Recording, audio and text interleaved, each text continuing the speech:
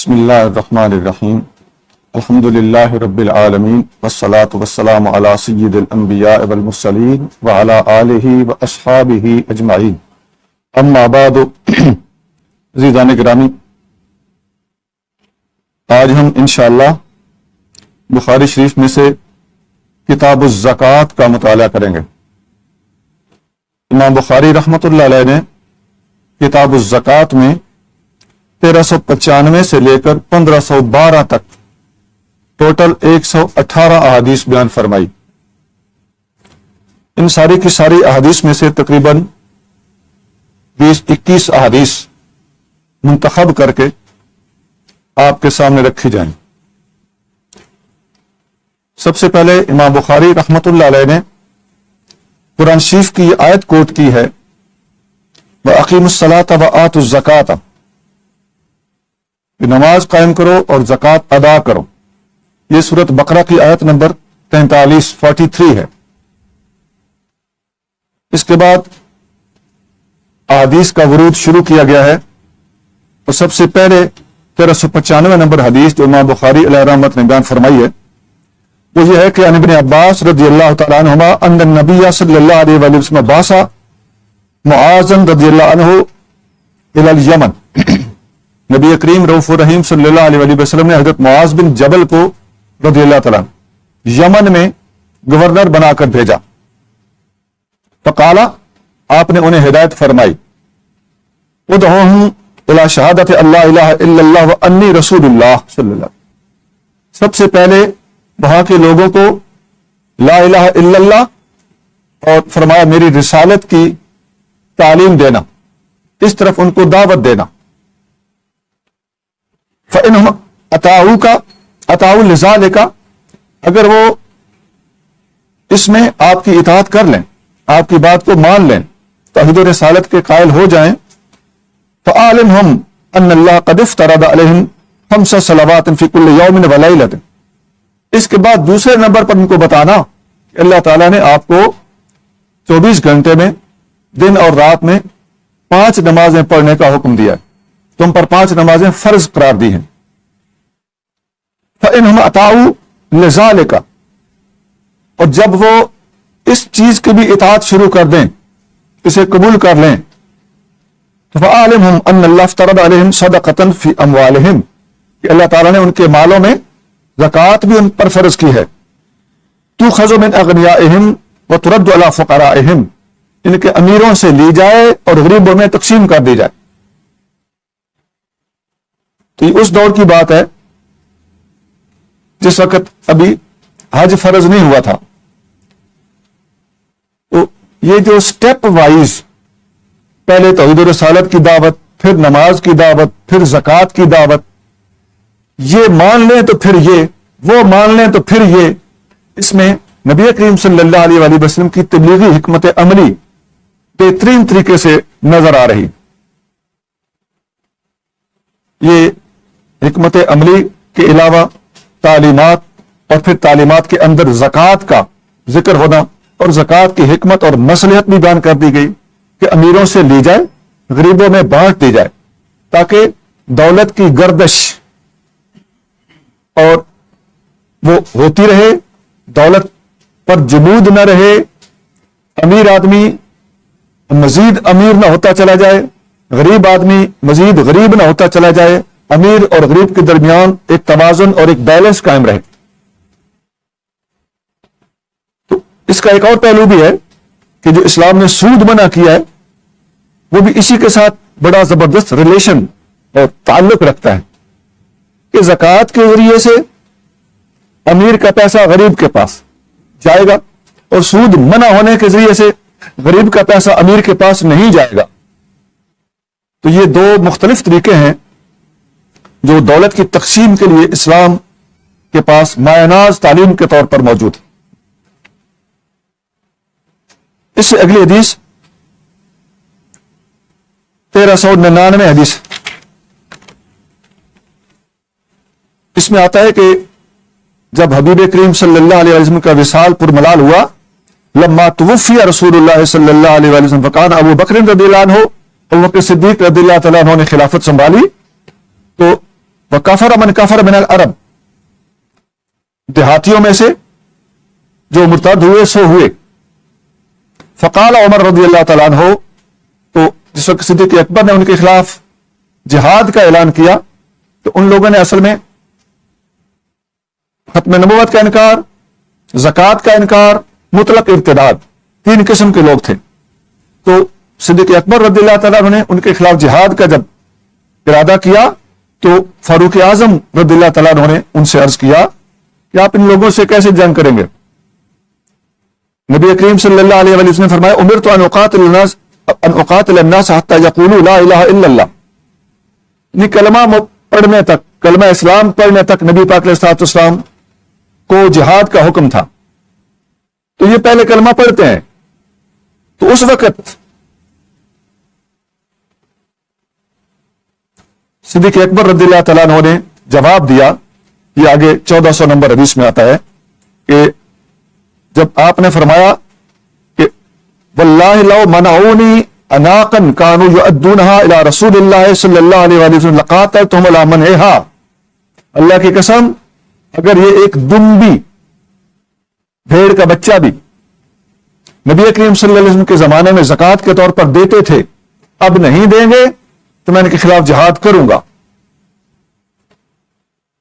قال عمر رضی اللہ تعالیٰ عنہ، عمر فاروق رضی اللہ عنہ فرماتے ہیں فواللہ ما هو الا ان قد شرح اللہ صدر ابی بکر رضی اللہ تعالیٰ عنہ فعرفت انہ الحق. اللہ کی قسم مجھے بعد میں سمجھ آئی کہ ابو بکر صدیق کا سینہ اللہ تعالیٰ نے کھول دیا تھا، تحقیق ان کے سینے میں ابل رہی تھی اور اپنے اقدام کے عواقب، نتائج اور اس وقت ودرا کرنے کے خطرات ابو بکر صدیق نے بھانپ لیے تھے. فی الحال میری سمجھ وہاں تک نہیں پہنچی تھی، جو باتیں صدیق اکبر کو ان کی نگاہ بصیرت کے ذریعے سے نظر آ رہی تھی، اور مجھ پر یہ بات واضح ہوگی تو میں بھی سمجھ گیا کہ آج ہمارا ڈھیلے پڑ جانا کل تک اور بعد میں آنے والی قوموں اور نسلوں کے لیے ایک حوالہ بن جائے گا.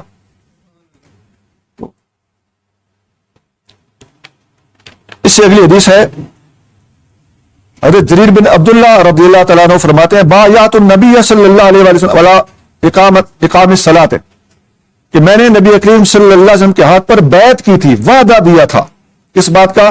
ایک تو یہ کہ میں نماز قائم رکھوں گا، وایتاء الزکوٰۃ، اور زکوٰۃ دیتا رہوں گا، ونصح لکل مسلم، اور ہر مسلمان کا بھلا کروں گا. یہ بڑی خوبصورت باتیں ہیں. نماز، زکوٰۃ کے ساتھ جو تیسری ایڈیشن ہے کہ ہر مسلمان کا بھلا سوچوں گا. گرامی، یہ اسلامی معاشرے کی اصلاح کے لیے یہ تیسری چیز بہت بھاری چیز ہے، زبردست چیز ہے. اس پر میرے بہت سارے تجربات ہیں، میں ادھر جانا نہیں چاہتا تاکہ ہمارا درس طویل نہ ہو جائے. واللہ اگر ہر مسلمان دوسرے کا بھلا سوچنا چھوڑ دے، اس کے پیچھے پڑ جانا، اس سے گرج رکھنا، ذاتیات پہ اتر آنا، ذاتی غصے مذہب کا بہانہ بنا کر نکالنا، جا اور بے جا رپورٹیں کرنا، مسلمانوں کو ذلیل کرنے کے لیے سازشیں کرنا، اس مقصد کے لیے تنظیموں کو، اپنے ساتھیوں کو غلط استعمال کرنا، نبی کریم صلی اللہ علیہ وسلم کی امت کو دوسری امت سے لڑانا، باہم لڑانا.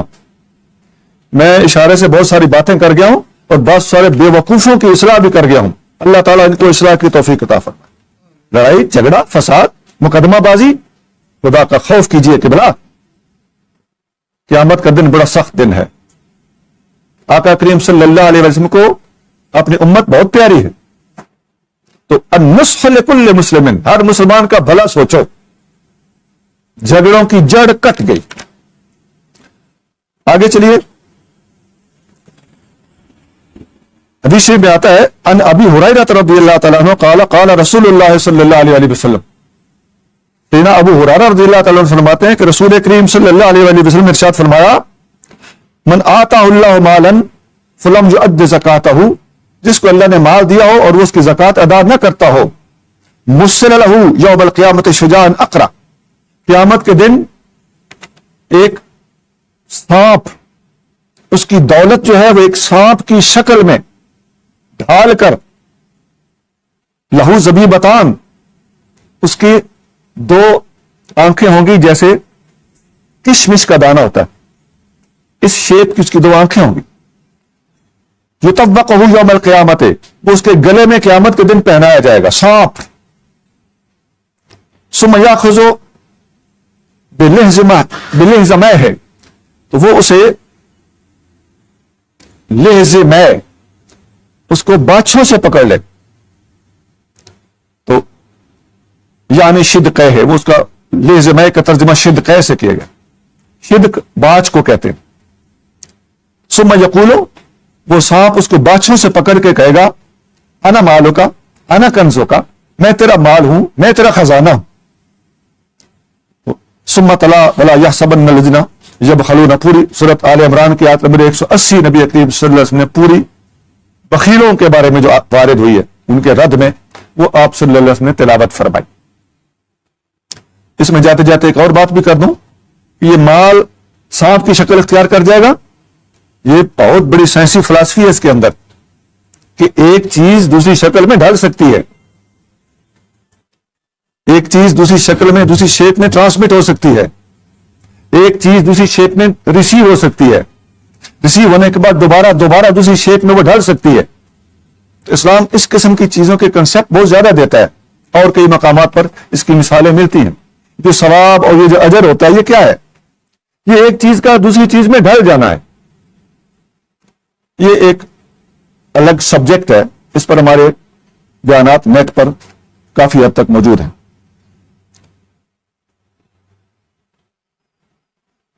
(1410) हदीस में आता है, नबी करीम सल्लल्लाहु अलैहि वसल्लम ने फरमाया कि जब बंदा मन तसद्दक़ बिअदल तमरतिन मिन कसबिन तय्यबिन, जब बंदा रिज़्क़ हलाल में से खजूर का एक टुकड़ा अल्लाह की राह में खर्च करता है, खजूर चीर के उसका एक टुकड़ा, एक पीस अल्लाह की राह में जब खर्च करता है तो वला यक़बलुल्लाहु इल्ला तय्यब, और ये भी याद रखें कि अल्लाह ताला कबूल करता है तो रिज़्क़ हलाल को कबूल करता है, तो रिज़्क़ हलाल में से वो होना शर्त है। यहां ये जो अल्लाह ताला सिर्फ हलाल कबूल करता है, इसमें तंबीह है उन लोगों के लिए जो चोरी करके बीच में से अल्लाह की राह पे दे के अपने आप को बख्शवाना चाहते हैं और चोरी के माल को हलाल बनाने की कोशिश करते रहते हैं, या रिश्वत लेके बीच में से 11वीं दे देते हैं कि बोला आप अल्लाह करीम जल्ल शानहू को धोखा नहीं दे सकते। व इन्नल्लाह यतक़ब्बलुहा बियमीनिही, अल्लाह ताला रिज़्क़ हलाल को अपने दाएं दस्ते कुदरत से कबूल फरमाता है। दाएं दस्ते कुदरत से कबूल फरमाने से मुराद खुशी खुशी कबूल फरमाता है, वरना अल्लाह ताला के हाथ दायां बायां ऐसा नहीं है। रियल एतबार से देखा जाए तो हकीकी तौर पर ऐसा नहीं है। सुम्मा युरब्बी हाल साहिबिही, फिर अल्लाह ताला उसके उस सदका किए हुए रिज़्क़ को अल्लाह ताला परवरिश देता रहता है, उसकी ग्रोथ होती रहती है, वो बढ़ता रहता है अल्लाह ताला के यहां।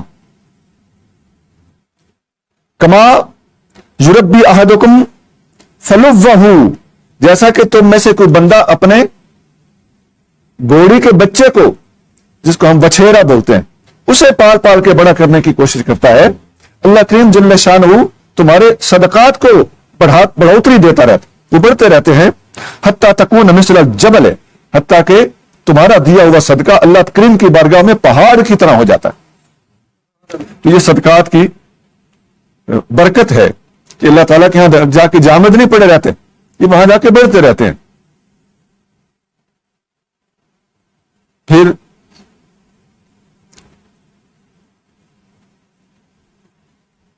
अगली हदीस है, नबी करीम सल्लल्लाहु अलैहि वसल्लम से हज़रत अदी बिन हातिम ने सुना।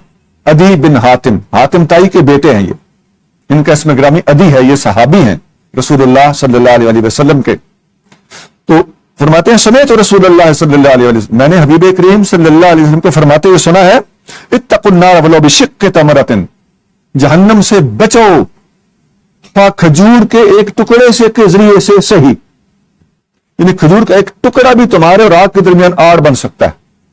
रिज़्क़ हलाल होना चाहिए, और अगर किसी की ताकत ही इतनी है और वो खजूर का एक टुकड़ा अल्लाह की बारगाह में देता है, तो वो करोड़पति के करोड़ पर ही गालिब हो सकता है, क्योंकि इसके पास है ही है कुछ। لہٰذا اس کو معمولی چیز نہ سمجھا جائے. چھوٹی خیرات کو غریب آدمی بہت بڑا سمجھ کے اللہ کی رحمت پر بھروسہ کرتے ہوئے پورے اعتماد کے ساتھ اللہ کی راہ میں خرچ کرے، انشاءاللہ وہ جہنم اور اس بندے کے درمیان آڑ بنے گی.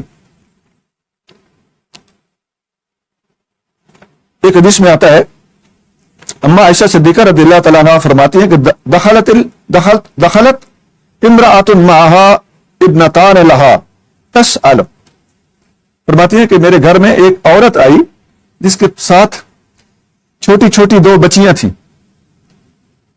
فلم تجد عندی شیئا غیر تمرۃ، میرے پاس اس کو دینے کے لیے ایک کھجور کے سوا کچھ نہ تھا. میں نے اسے کھجور دے دی. اس میں دیکھیے سخیوں کی سخاوت بھی دیکھی، جو کچھ تھا دے دیا. آگے اس عورت کا رویہ دیکھیے، تو فآتیتها ایاها، میں نے جب وہ کھجور اسے دی، فقسمتها بین ابنتیها، اس نے ایک کھجور کو اپنی دونوں بیٹیوں میں آدھی آدھی تقسیم کر کے ان کو کھلا دیا. ولم تاکل منها، اور اس عورت نے خود کچھ نہیں کھایا، بیٹیوں کو دے دی. ثم قامت فخرجت، بیٹھ کے کھا کے کھڑی ہو گئی اور چلی گئی. فدخل النبی صلی اللہ علیہ وآلہ وسلم علینا فاخبرته، نبی کریم صلی اللہ علیہ وسلم تشریف لائے، میں نے آپ صلی اللہ علیہ وسلم کو یہ بات عرض کی. فقال، آپ صلی اللہ علیہ وسلم نے ارشاد فرمایا، من ابتلی من هذه البنات بشیء کن له سترا من النار، جو بندہ بھی ان بیٹیوں کے ذریعے سے کسی حد تک بھی آزمایا گیا، یہ بیٹیاں اس کے لیے جہنم کے سامنے ستر بن جائیں گی، آڑ بن جائیں گی، رکاوٹ بن جائے گی. بیٹیوں کی پرورش، اللہ تعالی جو بھی بندہ بیٹیوں کی پرورش کرتا ہے اس بندے کو جہنم سے بیٹیوں کی پرورش کی برکت سے بچائے گا. یہ بیٹی کوئی معمولی چیز نہیں ہے. عام طور پہ لوگ بیٹے اور بیٹی کے درمیان پرورش کے دوران، گھر میں کوئی چیز آئی ہے کھلاتے پلاتے دوران، کوئی فروٹ کوئی دودھ وغیرہ پلانے کے دوران تفریق کرتے ہیں. بخدا یہ سخت خطرناک، کوئی تفریق نہیں کرنی چاہیے. اور اگر خوف خدا ہو تو بیٹی کا زیادہ خیال رکھا جائے. یہ پرائی چیز ہے، اس نے یہ گھر چھوڑ جانا ہے. اس کو بیچاری کو کوئی پتہ نہیں کہ یہاں پردیسی ہے، اس کا زیادہ زندگی کا حصہ کہیں اور جا کے گزرنا ہے. اب یہ باتیں ذہن میں رکھیں تو آپ کو بیٹوں کی نسبت بیٹی کا احساس زیادہ ہوگا. اس پر بزرگوں کے کچھ روحانی تجربات بھی ہیں، وہ میں اس وقت اختصار کے پیش نظر بیان کرنے سے اوائڈ کر رہا ہوں. ایک حدیث میں آتا ہے کہ جاء رجل الى النبی صلی اللہ علیہ وآلہ وسلم فقال یا رسول اللہ ای صدقۃ اعظم اجرا، ایک بندے نے آ کے عرض کیا، یا رسول اللہ کون سا صدقہ ایسا ہے جس کا اجر زیادہ ہے؟ قال، آپ صلی اللہ علیہ وسلم نے فرمایا، ان تصدق وانت صحیح شحیح، وہ صدقہ ہے بہتر کہ تو اس وقت صدقہ کرے جب تو صحت مند ہے، ہٹا کٹا ہے، کوئی دکھ تکلیف نہیں ہے، اس دوران کیا ہوا صدقہ زیادہ اجر دیتا ہے. تخشى الفقر وتأمل الغنى، تجھے غریب ہو جانے کا خطرہ ہو اور امید ہو کہ میں اللہ دیتا رہے گا، تو اس کے دوران جب تو دے گا نا، بہت امیر آدمی کے صدقے کی اس میں اشارہ مل رہا ہے نا، کہ اس کی قبول تو ہے لیکن اس کی وہ ویلیو نہیں ہے جو غریب آدمی کے صدقے کی ہے. پھر بیمار آدمی کے صدقے کی وہ ویلیو نہیں ہے جو صحت مندی کے دنوں میں دیے گئے صدقے کی ویلیو ہے. تو بلا تمہل حتی اذا بلغت الحلقوم، اس وقت تک مت ڈھیلا رہ، مت انتظار کر کہ جب تیری جان یہاں آ جائے اس وقت تو کہ قل تو لفلان قضا ولفلان قضا وقد کان لفلان، اس وقت تو کہ اتنا فلاں کو دے دو، اتنا فلاں کو دے دو، یہ تو فلاں کا پہلے ہی ہو چکا ہے، تیرے ہاتھ سے نکل رہا ہے، تو دنیا سے جانے والا ہے، اب تیری سخاوتیں کس کام کی. تو اللہ تعالیٰ قبول فرما لے الگ بات ہے، لیکن لطف تو تب ہے کہ تو صحت مندی کے دنوں میں اللہ کی راہ میں خرچ کرے.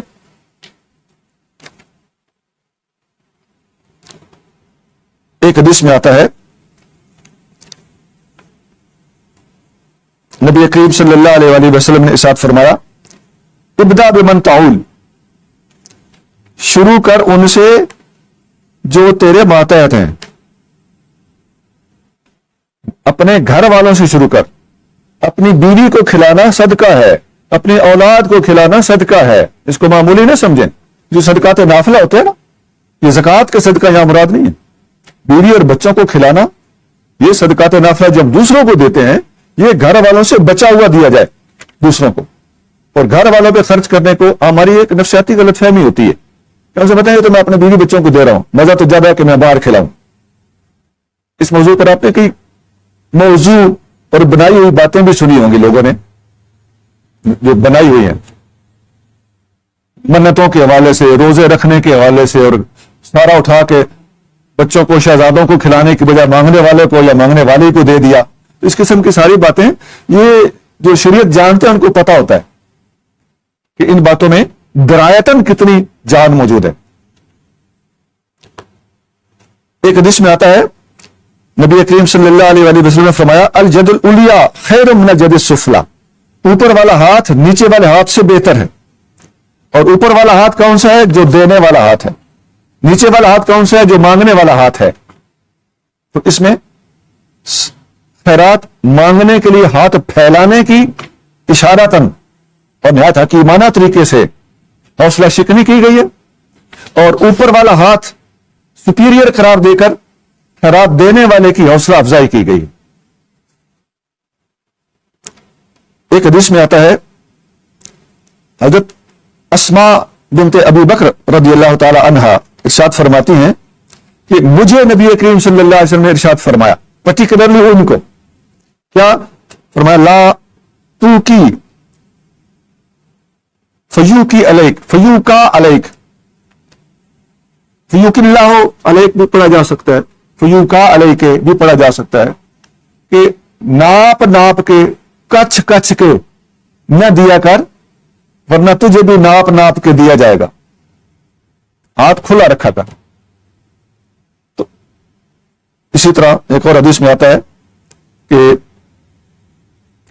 اللہ تعالیٰ فرماتا ہے، حدیث قدسی ہے، جب نہ آدم انفق علیک، اے آدم کے بیٹے خرچ کر، میں تجھ پہ خرچ کروں گا. تو سخی پہ اللہ تعالیٰ خرچ کرتا ہے، اور واقعی ایسا ہے، ہم نے بہت آزمایا. جتنا دیتے ہیں اس سے زیادہ آ جاتا ہے، اور جب روک رکھتے ہیں تو نہیں آتا کہ ابھی پہلا ہے نا اسے تو ختم کر لیں. دینے والوں کو اللہ دیتا ہے. اب چھوٹی چھوٹی باتیں ہوتی ہیں، اس کو نہ دو، یہ حقدار ہے، یہ نہ حقدار ہے، یہ ہے، یہ وہ ہے. ٹھیک ہے، یہ باتیں کسی حد تک کنسیڈریبل ہوتی ہیں، لیکن سچ یہ ہے، حضور غوث پاک رضی اللہ تعالیٰ عنہ فرماتے ہیں کہ اس پر بھی خرچ کر جو حقدار ہے، اور اس پر بھی خرچ کر جو حقدار نہیں ہے، تاکہ اللہ تجھے وہ بھی دے جس کا تو حقدار ہے، اور تجھے اللہ تعالیٰ وہ بھی دے جس کا تو حقدار نہیں ہے. ہم بھی تو حقدار نہیں ہوتے، اللہ کی بارگاہ میں دستے سوال دراز کر کے بیٹھے ہوتے ہیں. تو ہمیں اگر اللہ تعالیٰ نے ہماری وہ جائزہ لینا شروع کر دیا، ہماری میجرمنٹ شروع ہو گئی، ہمیں ہمارا ٹیسٹ شروع ہو گیا، تو ہم کہاں جائیں گے؟ اسی لیے آقا صلی اللہ علیہ وسلم فرماتے ہیں کہ آت السائلہ، مانگنے والے کو دے دو، ولو جاء علی فرسن، خواہ گھوڑے پہ چڑھ کے آیا. گھوڑا اس زمانے میں تھا، تو آج کل آپ سمجھ سکتے ہیں کہ خواہ کار پہ چڑھ کے آیا ہو. اللہ کا نام تمہارے سامنے رکھ رہا ہے، اللہ کے نام پہ دے دو تو تم دے دو. یہ الگ بات ہے کہ ان لوگوں کو تعلیم دی گئی، اسلام نے ان لوگوں کو بھی تعلیم دی ہے. یہ عادت اچھی نہیں ہے، لیکن دینے والے کو فرمایا گیا کہ تو دے دیا کر، وہ جانے اور ہم جانے.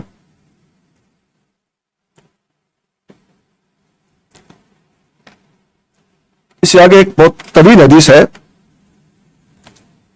جس میں نبی کریم رؤوف الرحیم صلی اللہ علیہ وآلہ وسلم کی طرف سے زکوٰۃ کے فریضے کی تفصیلات موجود ہیں.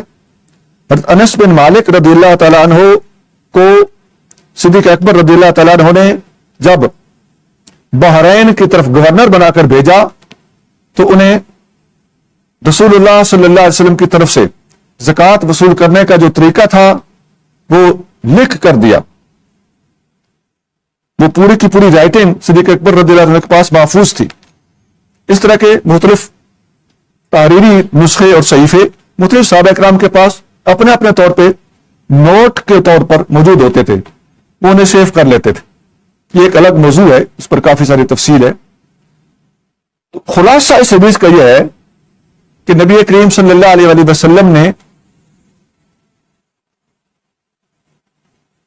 40واں حصہ یعنی 40 درہم میں سے 1 درہم جس بندے کے پاس آج کے زمانے کے مطابق تقریباً 7.5 تولے سونا یا 52.5 تولے چاندی ہو، ان دونوں میں سے کوئی ایک ہو، تو اس پر زکوٰۃ لاگو ہوتی ہے 40واں حصہ سال کے بعد، بشرطے کہ اتنی رقم سال کے بعد فالتو اپنے اخراجات سے بڑھ کر اس کے پاس پڑی رہے اور وہ پورا سال پڑی رہی ہو۔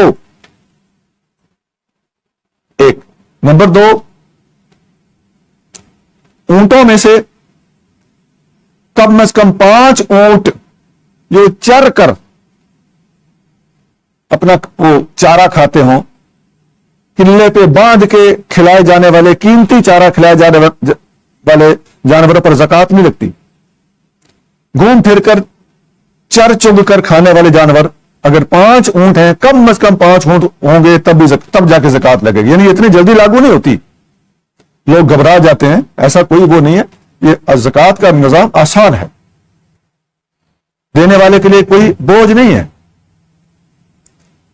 اور اس سے زکوٰۃ کا معنی ہوتا ہے پاک کرنا، رزق پاک ہو جائے گا، آپ کے جمع شدہ رزق کے ہاؤس کی ڈریننگ ہوتی رہتی ہے اور اس میں سے بدبو ختم ہو جاتی ہے، وہ پیوریفائی ہو جاتا ہے، اسی لیے اس کو زکوٰۃ کہتے ہیں۔ زکوٰۃ کا معنی ہے پاک کرنا۔ اور کم از کم 30 گائے یا بھینس ان پر زکوٰۃ لگتی ہے، وہ بھی ایسے جو چر چگ کے کھاتے ہوں، گھر میں باندھ کر قیمتی چارہ نہ کھاتے ہوں۔ تو یہ اس خط کا خلاصہ ہے، اگرچہ وہ خط بہت طویل ہے، میں نے ان شارٹ آپ کی خدمت میں رکھ دیا۔ اس کے بعد ایک حدیث میں آتا ہے ان ابی ہریرہ رضی اللہ تعالیٰ عنہ قال النبی صلی اللہ علیہ وسلم لیس علی المسلم فی فرسہ وغلامہ صدقۃ، کہ مسلمان کے گھوڑے، وہ جو سواری کا گھوڑا ہے، اور اس کے نوکر، خادم، غلام، اس زمانے میں خریدے ہوئے غلام ہوتے تھے، ان پر صدقہ نہیں ہے، یعنی ان پر زکوٰۃ لاگو نہیں ہوتی۔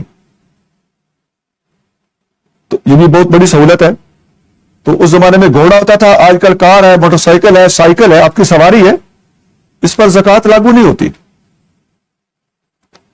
تو جنرلی یہ لوگ پوچھتے بھی ہیں اس قسم کے سوالات۔ ایک حدیث میں آتا ہے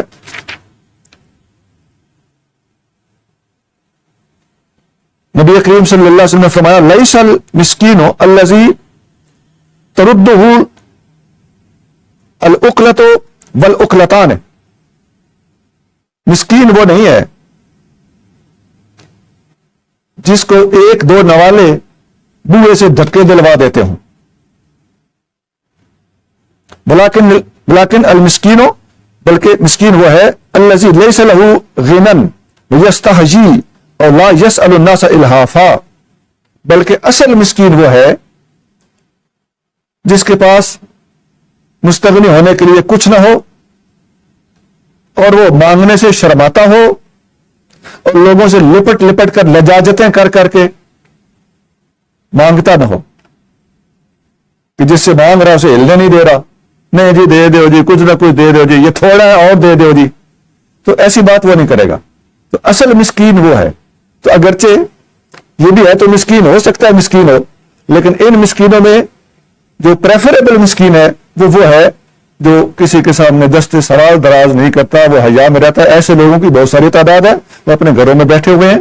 محلے داروں کو چاہیے کہ ایسے لوگوں کی خبر رکھیں اور ان کو گلی کوچے میں مانگتے پھرتے رہنے والے لوگوں کی نسبت زیادہ پریفر کریں اور ترجیح دیں۔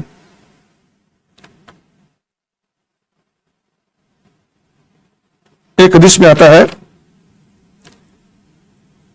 عبداللہ بن عمر رضی اللہ تعالیٰ عنہ فرماتے ہیں کہ نبی کریم صلی اللہ علیہ وآلہ وسلم نے فرمایا فیما سقط السماء والعیون او کان اثریا العشر، ایسی زمینیں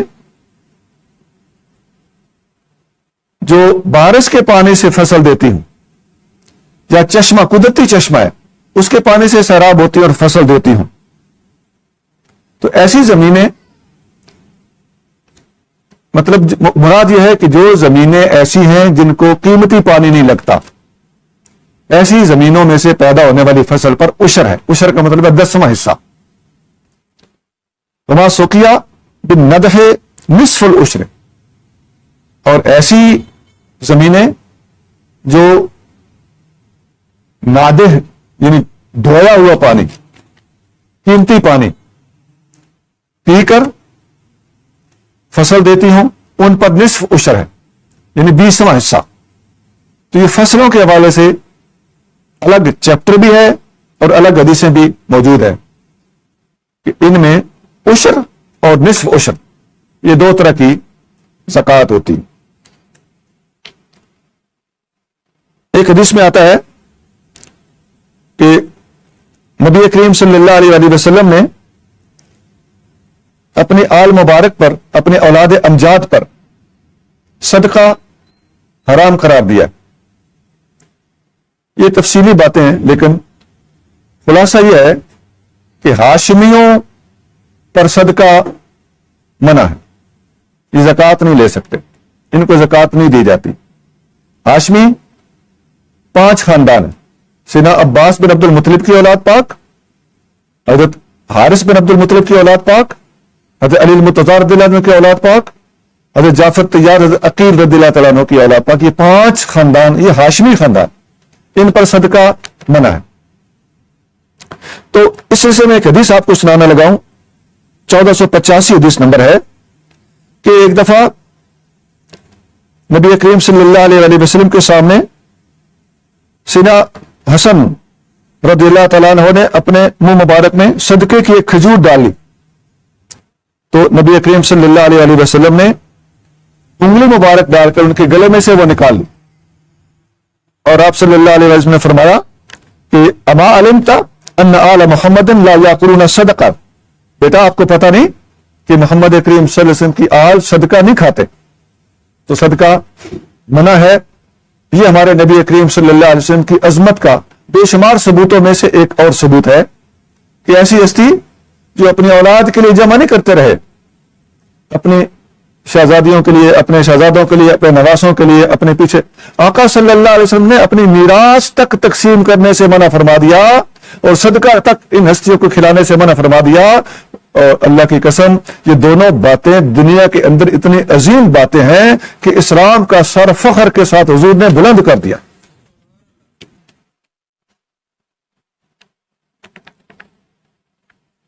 ایک حدیث میں آتا ہے کہ ایک دفعہ نبی کریم صلی اللہ علیہ وآلہ وسلم کے پاس گوشت لایا گیا. آپ صلی اللہ علیہ وسلم کے خود اپنے گھر مبارک کی طرف سے حضرت بریرہ رضی اللہ تعالیٰ عنہ، ایک اما عائشہ صدیقہ کی آزاد کردہ کنیز تھی، ان کو حضور کی طرف سے ہی گیا تھا صدقہ کہ تم پکا لو. وہ جب پکا چکی تو انہوں نے پکا ہوا حضور کی خدمت میں بھی بھیج دیا. تو اما عائشہ صدیقہ رضی اللہ تعالیٰ عنہ نے عرض کیا یا رسول اللہ یہ تو بھی صدقے کا گوشت ہے. آپ نے فرمایا هو علیہا صدقۃ وهو لنا ہدیۃ. ہماری طرف سے اس کے پاس صدقہ گیا تھا، اس نے قبول کر لیا، اب وہ اس کی مالک بن گئی، اب وہ آگے جسے چاہے اس کی مالک بن چکی ہے. اس لیے یہ صدقات زکوٰۃ میں نا تملیک ضروری ہوتی ہے، اگلے کو مالک بنا دیا جاتا ہے. تو اب وہ مالک بن چکی ہے، اب وہ ہمیں بھیجے گی تو ہمارے پاس صدقے کے طور پہ نہیں آیا، ہمارے پاس ہدیہ کے طور پر آیا، ہمارے پاس گفٹ کے طور پر آیا. دیکھیں کتنی باریک تعلیمات ہیں اور کتنی سمجھ میں آنے والی باتیں، اپیلنگ باتیں.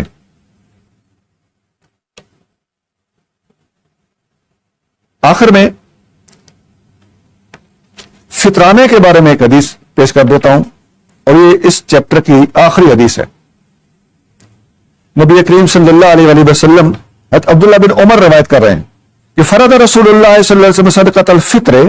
نبی کریم رؤوف الرحیم صلی اللہ علیہ وسلم نے فطرانے کا صدقہ فرض قرار دیا.